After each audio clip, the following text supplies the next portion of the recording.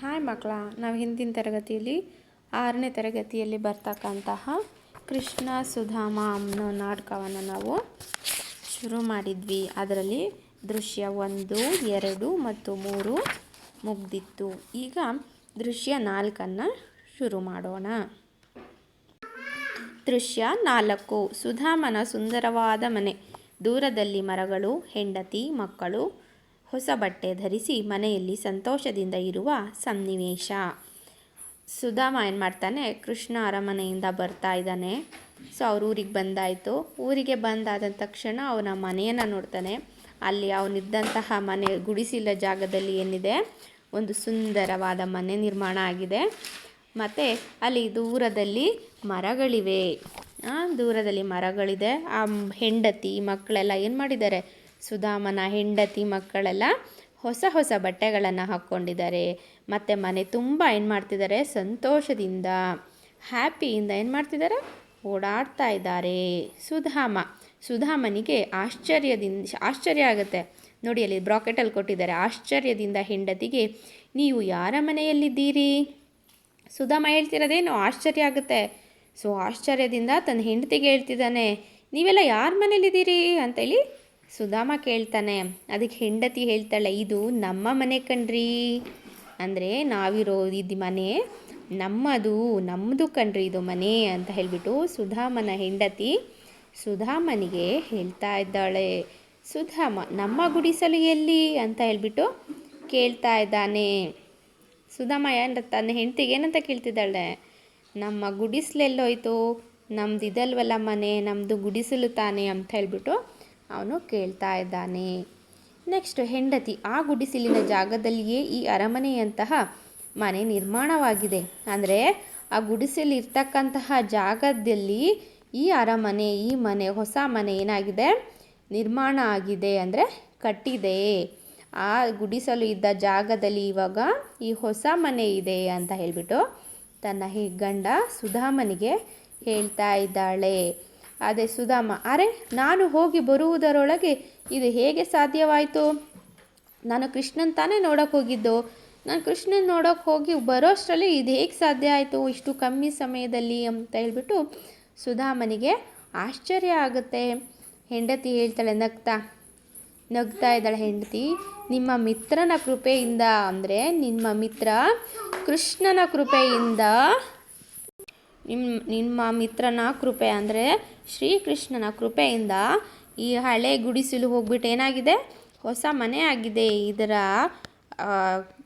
Credit ಅಂದರೆ ಇದರ ಎಲ್ಲ ಕರ್ತೃ ಯಾರು, ಶ್ರೀಕೃಷ್ಣ ಅಂತ ಹೇಳಿಬಿಟ್ಟು ಇಲ್ಲಿ ಹೇಳ್ತಾ ಇದ್ದಾಳೆ. ಸೊ ನೆಕ್ಸ್ಟು ಸುಧಾಮ ಹೇಳ್ತಿದ್ದಾನೆ ಆಶ್ಚರ್ಯದಿಂದ, ನನ್ನ ಮಿತ್ರ ಕೃಷ್ಣನಿಂದನಾ? ಅವನಿಗೆ ತುಂಬ ಆಶ್ಚರ್ಯ ಆಗುತ್ತೆ. ಆಶ್ಚರ್ಯದಿಂದ ಏನು ಹೇಳ್ತಾನೆ, ಓ ನನ್ನ ಮಿತ್ರ ಕೃಷ್ಣನಿಂದ ಇದೆಲ್ಲ ಆಗೋಗಿದೆಯಾ ಅಂತ ಹೇಳ್ಬಿಟ್ಟು ಅವನಿಗೆ ಆಶ್ಚರ್ಯ ಆಗಿ ಹೆಂಡತಿನ ಕೇಳ್ತಾನೆ. ಹೆಂಡತಿ ಹೇಳ್ತಾಳೆ, ಹೌದು, ಆ ಮಹಾರಾಯ ಶ್ರೀಕೃಷ್ಣನಿಂದಲೇ. ಹೌದು ರೀ, ಆ ಮಹಾರಾಯ ಶ್ರೀಕೃಷ್ಣನಿಂದ ಈ ಅದ್ಭುತ ನಡೆದಿದೆ ಅಂತ ಹೇಳಿಬಿಟ್ಟು ಹೇಳ್ತಾ ಇಲ್ಲೇ. ಅದಕ್ಕೆ ನಾನು ಅವನಿಗೆ ಸಹಾಯ ಮಾಡು ಎಂದು ಕೇಳಿಯೇ ಇಲ್ಲ.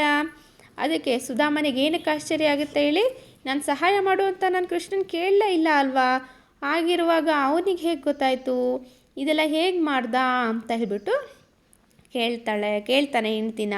ಹೌದಾ, ನಿಜವಾಗ್ಲೂ ನೀವೇನು ಕೇಳಲೇ ಇಲ್ವಾ ಅಂತ ಹೇಳ್ಬಿಟ್ಟು ಹೆಂಡ್ತಿ ಹೇಳ್ತಾಳೆ. ಅದಕ್ಕೆ ಸುಧಾಮ ಹೇಳ್ತಾನೆ, ಸತ್ಯವಾಗಿಯೂ ನಾನು ಶ್ರೀಕೃಷ್ಣನಿಗೆ ನಾನು ಹೆಲ್ಪ್ ಮಾಡು ಅಂತ ಹೇಳ್ಬಿಟ್ಟು ನಾನು ಕೇಳಲೇ ಇಲ್ಲ ಅಂತ ಹೇಳ್ಬಿಟ್ಟು ಸುಧಾಮ ತನ್ನ ಹೆಂಡತಿಗೆ ಹೇಳ್ತಾಳೆ.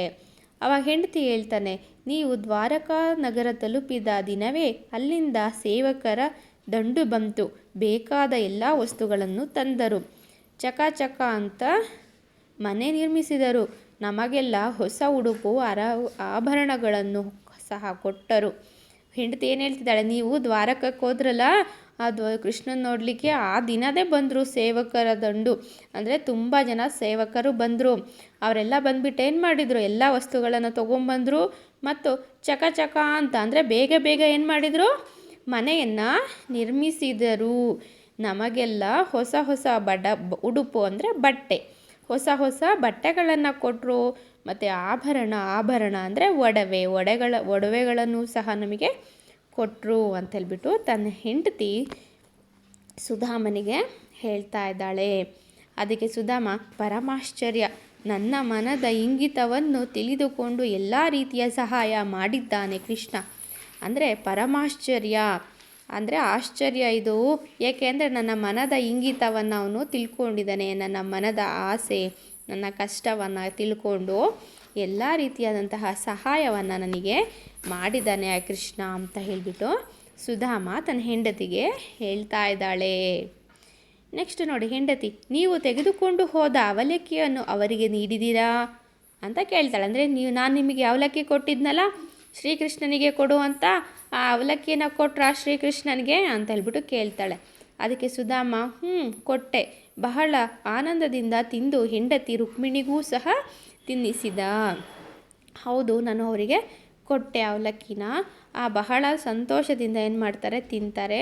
ಅದ್ರ ಜೊತೆಗೆ ತನ್ನ ಹೆಂಡತಿ ರುಕ್ಮಿಣಿಗೂ ಸಹ ತಿನ್ನಿಸಿದ ಶ್ರೀಕೃಷ್ಣ ಅಂತ ಹೇಳ್ಬಿಟ್ಟು ಇಲ್ಲಿ ಹೇಳ್ದ ಸುಧಾಮ. ಹೆಂಡತಿ, ಅಬ್ಬಾ, ಬಡವರ ಮನೆ ಅವಲಕ್ಕಿಯನ್ನು ಸಂತೋಷದಿಂದ ತಿಂದರಲ್ಲ ಅಂದರೆ ಅವಳಿಗೆ ತುಂಬ ಖುಷಿ ಆಯಿತು ಹೆಂಡತಿಗೆ. ಯಾಕೆ ಅಂದರೆ ಬಡವ್ರ ಮನೆ ಅವಲಕ್ಕಿ ಅಲ್ವಾ, ಅದು ಶ್ರೀಮಂತರ ಮನೆದಲ್ಲ ಅಲ್ವಾ. ಸೊ ಅವಳಿಗೆ ಬಡವ್ರ ಮನೆ ಅವಲಕ್ಕಿಯನ್ನು ತುಂಬ ಸಂತೋಷದಿಂದ ತಿಂದ್ರಲ್ಲ, ಅಷ್ಟು ಒಳ್ಳೆ ಗುಣ ಅವ್ರದ್ದು. ಏಕೆ, ಇದು ಅವರ ನಿಜವಾದ ಸ್ನೇಹ ಹಾಗೂ ದೊಡ್ಡ ಗುಣ. ಮತ್ತು ನೀವು ಯಾಕೆ ಸಹಾಯ ಕೇಳಲಿಲ್ಲ ಅಂತ ಪ್ರಶ್ನೆ ಕೇಳ್ತಾಳೆ.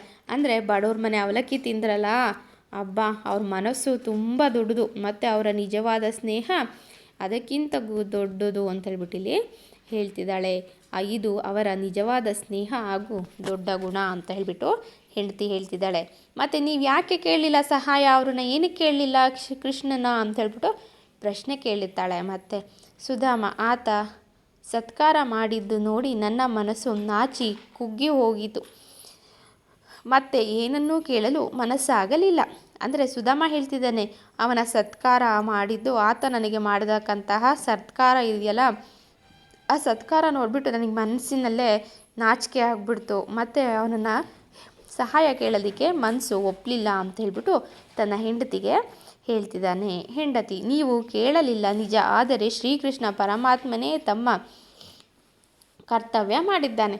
ಹೆಂಡತಿ, ನೀವು ಏನು ಕೇಳಿಲ್ಲ ನಿಜ, ಆದರೆ ಶ್ರೀಕೃಷ್ಣ ಪರಮಾತ್ಮ ಅಲ್ವಾ, ದೇವರಲ್ವಾ ಅವನು. ಸೊ ಅವನ ಕರ್ತವ್ಯನ ಅವನು ಮಾಡಿದ್ದಾನೆ ಅಂತ ಹೇಳ್ಬಿಟ್ಟು ಹೆಂಡತಿ ಹೇಳ್ತಾಳೆ. ಸುಧಾಮ, ಮಕ್ಕಳೆಲ್ಲ ಎಲ್ಲಿದ್ದಾರೆ ಅಂತ ಹೇಳ್ಬಿಟ್ಟು ಕೇಳ್ತಾನೆ. ಮಕ್ಕಳೆಲ್ಲ ಇಲ್ಲಿ ಯಾರೂ ಕಾಣಿಸ್ತಾ ಇಲ್ಲ ಮನೇಲಿ ಅಂತ ಹೇಳ್ಬಿಟ್ಟು ಹೇಳ್ತಾರೆ. ಆಗ ಅದೇ ಸಮಯಕ್ಕೆ ಸರಿಯಾಗಿ ಮಕ್ಕಳೆಲ್ಲ ಮನೆ ಒಳಗಡೆ ಬರ್ತಾರೆ. ಮಗಳು, ಅಪ್ಪ, ನನ್ನ ಹೊಸ ಬಟ್ಟೆ ನೋಡಿ ಎಷ್ಟು ಚೆನ್ನಾಗಿದೆ, ಸರ, ಓಲೆ, ಬಳೆ ಎಲ್ಲ. ಮಕ್ಕಳೆಲ್ಲ ಬರ್ತಾರೆ. ಅದೇ ಸಮಯಕ್ಕೆ ಸುಧಾಮ ಮಕ್ಕಳಲ್ಲಿ ಅಂತ ತನ್ನ ಹೆಂಡತಿನ ಕೇಳಿದ ತಕ್ಷಣ ಅದೇ ಸಮಯಕ್ಕೆ ಸರಿಯಾಗಿ ಮಕ್ಕಳೆಲ್ಲ ಒಳಗಡೆ ಬರ್ತಾರೆ.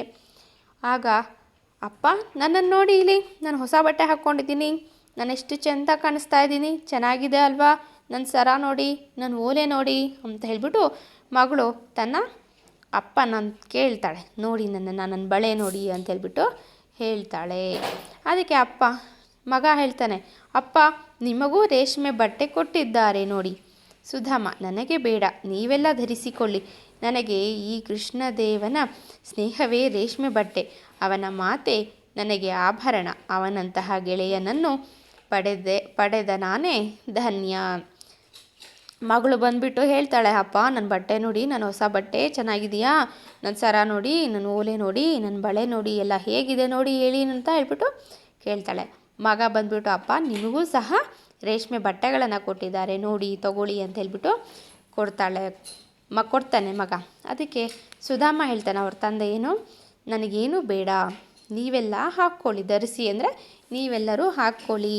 ನನಗೆ ಆ ಕೃಷ್ಣದೇವನ ಸ್ನೇಹವೇ ರೇಷ್ಮೆ ಬಟ್ಟೆ, ಅಂದರೆ ಆ ಕೃಷ್ಣದೇವನ ಫ್ರೆಂಡ್ಶಿಪ್ ಇದೆಯಲ್ಲ, ಅದೇ ನನಗೆ ರೇಷ್ಮೆ ಬಟ್ಟೆ ಥರ.